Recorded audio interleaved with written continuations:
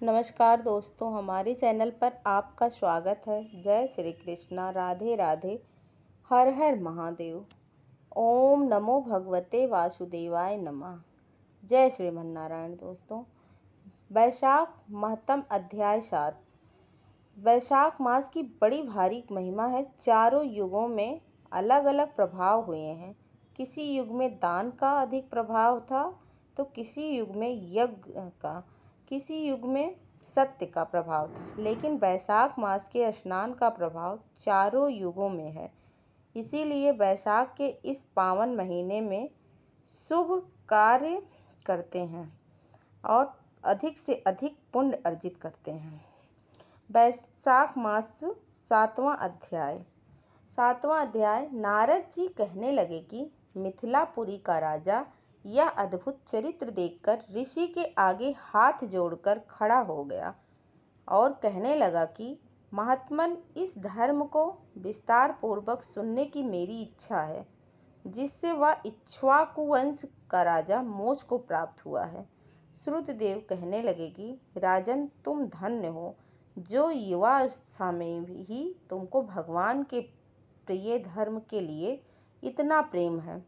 बहुत धर्मों से संचित शुभ कर्मों के बिना प्राणी की बुद्धि भगवान की कथा आदि में नहीं लगती। इस युवा अवस्था में इतना बड़ा राज्य पाकर तुम्हारी ऐसी मति को देखकर मैं तुमको श्रेष्ठ वैष्णव मानता हूँ।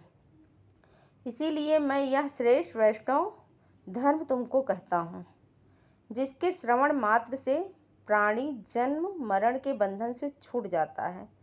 जैसे प्रत्येक मनुष्य के लिए शौच, स्नान, संध्या, तर्पण आदि नित्य नियम कर्म हैं, वैसे ही वैशाख मास के भी कुछ कर्म हैं। वैशाख धर्मों के समान और कोई धर्म नहीं है।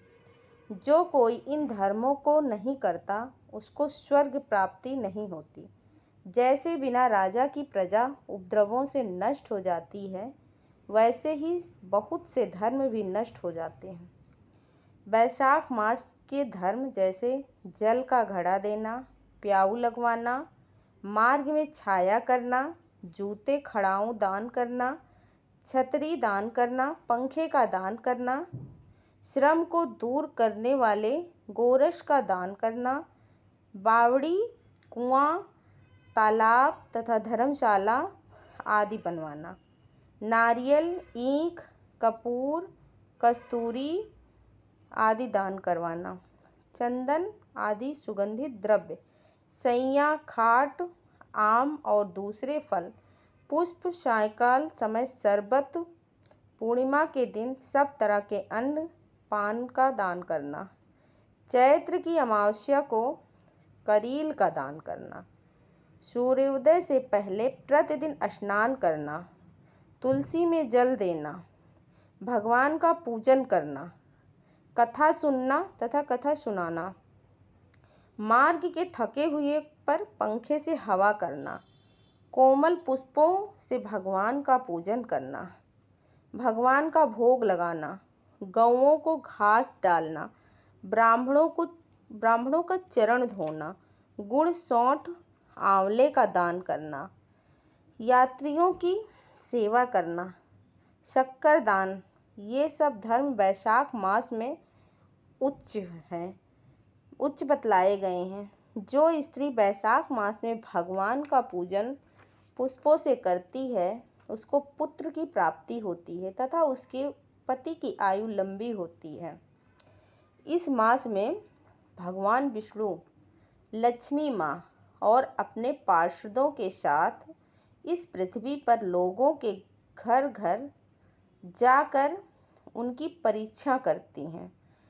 जो इन दिनों उनका पूजन नहीं करते, वह रौरवादी नरक में पड़ता है और फिर 5 बार राक्षस योनि पाता है। इसीलिए इस मास में अन्न और जल से भूखे प्यासे प्राणियों की रक्षा अवश्य करें। ओम नमो भगवते वासुदेवाय नमः। जय श्रीमन्नारायण। दोस्तों, ऐसे ही वीडियो को पाने के लिए हमारे चैनल को लाइक करें, सब्सक्राइब करें, कमेंट करना बिल्कुल भी ना भूलें। धन्यवाद। हर हर महादेव। जय श्री कृष्णा। राधे राधे।